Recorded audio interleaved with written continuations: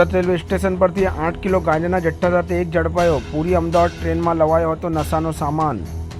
Surat railway station પોલીસે ગાંજાનો જથ્થો ઝડપી પાડ્યો છે। અંદાજે 8 કિલો ગાંજા સાથે આરોપીની ધરપકડ કરવામાં આવી છે।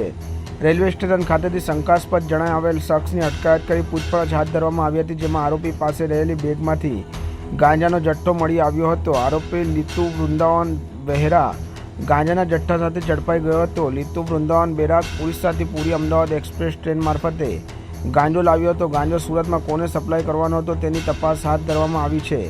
આ સાથે જ અગાઉ પણ આરોપી આ પ્રકારે નશાકારક પદાર્થોની સપ્લાય કરતો હતો કે કેમ તેની પણ તપાસ હાથ ધરવામાં આવશે।